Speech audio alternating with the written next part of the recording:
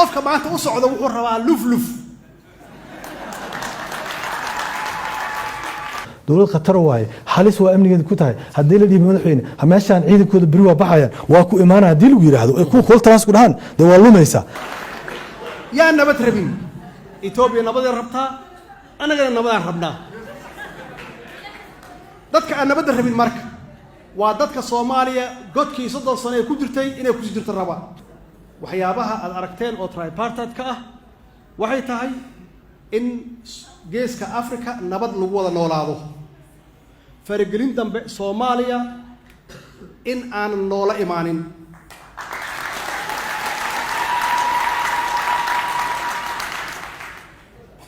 oo wax alla wixii aan kala faa'iideysan karaan kala faa'iideysano ilaa muddo dheer yaan si dhibayn oo jaajuusiin noo soo dirayeen oo nagu dhex jira marka jaajuusintii inaan shaqalaan ku ridno Soomaa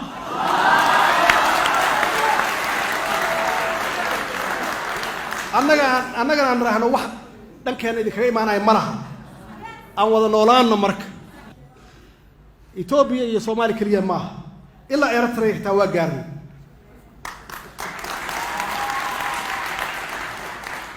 Eritrea waxaan ku gaarnay Eritrea waxa weeye waa dal runtii aan wax badan ku leenahay oo noo ogsoon inaan wax badan ku leenahay laga bilaabo 60kii ilaa maalinta iyaga xorriyadda qaadanayeen waxa ku socday dhaqaale Soomaali ee leedahay taxpayerska dadka canshuurahooda in la hubeeyo in dhaqaale la siiyo si ay u helaan xorriyadooda bini aadamku isku mid ma aha dad badan wax loo taraa jira oo annagu haddii dee 60meeyadii iyo 70meeyadii intii dowladda Soomaaliya xoog lahayd wadamo badan yaan wax ka horeen laakiin waxba nooma oga laakiin madaxweynaha Eritrea Isaias Afwerki wuu aaminsan yahay haddaysan Soomaali jirin inuusan xorriyad lahayn oo wuxuu nagu yiri aniga wafdigeyga dadkiisu wuxuu u sheegaa in xorriyadooda ay dhamaystirnayn inta Soomaaliya ay dhibaato ku dhex jirto ama ay qaybsan tahay wuxuuna diyaar u yahay inuu abaalkii gudo marka Soomaaliya inaan rabno abaalkii iska gud marka meeshaas way meesha saddexda qaybood uu ka soo galay marka ninaan abaal ku leenahay oo Soomaali abaal ku leedahay ogsoon inaan abaal ku leenahay iyo Prime Ministerka Abiy oo leader cusub ah oo doonaya geeska Afrika afkiisana iga yiri wax alla wixii aan haysano waxaan ku gadnay hub ma doonayno hub kale inaan iibsano meeshaan kaara ka iibsan lahayn waxaan ka iibsanaynaa tractor cagaf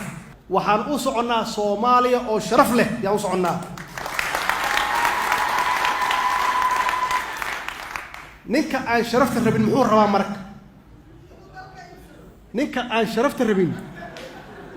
wuxuu rabaa maanta kaliya rabaa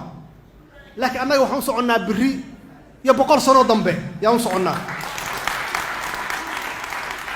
qofka maanta u socdo wuxuu rabaa luf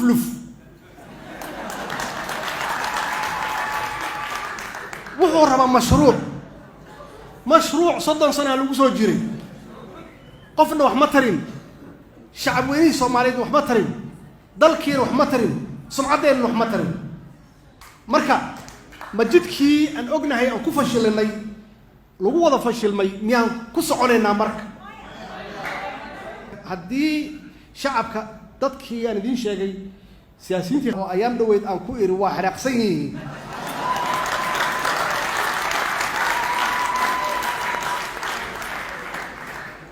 oo qofka hadduu xanaaq wax walba iska leeyahay marka qofka hadduu xanaaqo wax walba iska leeyahay haddee waxay cagaha ku soo maxaa qaateen qabiil waa shaqeyn waay koox waa shaqeyn weyday haddaan inaan raba aan guulaysto dadka igu hareeraysan saan sheega waay guushayda waxay ku jirtaa inay yihiin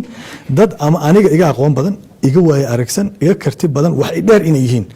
si ay wax ugu soo kordhiyaan qof aan waxba ku dheerayn dee maxaad u sheegaysaaba de wuxuu kugu soo fiiri mucdilooyin iyo mashaakil iyo problem iyo dhibaatooyin iyo caqabadaha miiskaaga soo fuulay hadduuna qofka ra'yi kugu biiri karin oo tusaale ka soo qaad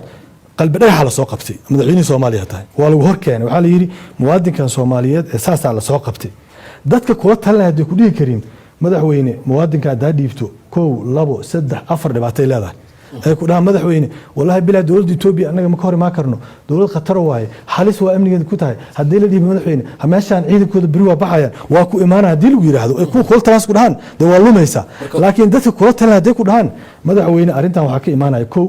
saan 2 saan 3 saan 4 saan dhinaca kale ay ku dhahan maya Itoobiya xaaladda ku jirtaba Itoobiya hore ma aha waaba kala socotaa kacdoonaa ka socdo tabarteeda sidii hore ma aha baqdintaana ka muujinaya ma aha waxa u baahan tahay dad aqoon leh oo Itoobiya la socdo oo gobolka la socdo kula taliyaan haddayse kula talinaynin oo wili Facebook kala talinaya wixii ay yihiin dee waa lumaysaa dhibaatadana ku leedahay wajigaas quruxda badan haddaad soo sooraysaa laga filan karaa hadda anigu doodaan ku qaba jiray Muqdisho oo kaleeta ah dhalinyarada la hadli jiray gooni dowladda ma bahaynba sida civic education dowladnimada waxa loo baahan yahay meesha la marayo marxaladda aan joogno of course marka dowladdu waan dhaliilay dowladdu inay dhibsato ma waa inay caadi u aragtaa ayagana waa inay timaa hadda dood ay fadhisaa hadda su'aal adag ay weydiinaysaa dhalinyaradu waa ila doodayaan ama madaxda dowladda Soomaaliyeed fiiri dhaqanka la bedelay kamid tahay hadda madaxweynayaasha ayaga ka horeeyay hadda madaxweyne farmaajo ku horeeyay ama madaxda ka horeysay dadku way hor imaan jireen waa la dhaliili jiray indhaha faraha laga geli jiray ma garatay of course boqolkiiba boqol dhaqan soo jira waayaba waa la joojiyay hadda maxaa loo joojiyay waxaan rabnaa madaxda dalku inay dadka hor timaado ay su'aalo weydiiyaan oo ay la doodaan oo la yidhaha waxaas maxaa ka qabatay madaxweynayaasha qaar waxaa dhihi jiray casila dadka inta hor imaada hortooda markaasay isdifaaci jireen waxaan rabnaa dhaqankii haddii dhaqankii markii ay dowladdii dumisay oo annagan aan aamusno miidiyihiina dabcan waa ognahay wax ka socda dhexdiisa hadda iskaga ma sheekeynayno la quraan saaray si kale ma dhahaye warbaahintii la quraan saaray may waa la quraan saaray may waa la quraan saaray iska dhaaf quraan saaranta warbaahintii waa la arki la sidii xilliyadii hore ma waa quraan saaranta warbaahintii oo social media loo kireeyay wax la yiraahdo electronic maxay dhahaan armis la kireeyay oo qofkii hadlaaba boqolaal qof dhalinyaro ay ku soo yaacaysaa markiiba fiiri factiska aan hayno dadka aan kala xishoon u sheegno waxa kamid ah waxaan haynaa numberka u qoran dawladdan oo social media uga shaqeeya inay qofkii dawladda ka ra'yi duwan ataagaan ay cambaarayaan oo la beegareeyo oo lacagta laga siiyo waa haynaa dakhligii canshuurta dawladda Soomaaliya dadka masaakiinta laga qaado yaa waxaa lagu finance gareeya oo lagu maalgeliyaa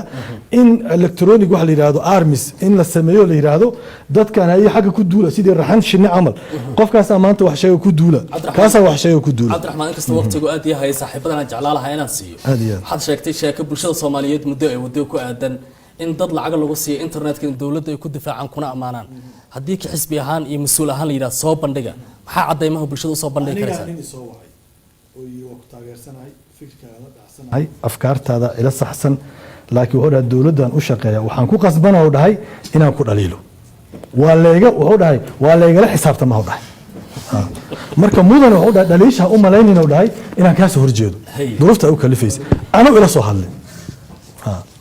intaas afar iska badan oo keeni kara ma jiro fiiri dhaqan xumaday kamid tahay fiir awal waxaa jiri jiray dad qaabalayaal dagaal ah oo dadka ka caaya meelaha oo qabiiladooda u hiiliya anagoo reer hebelahay baabale meesha ku haya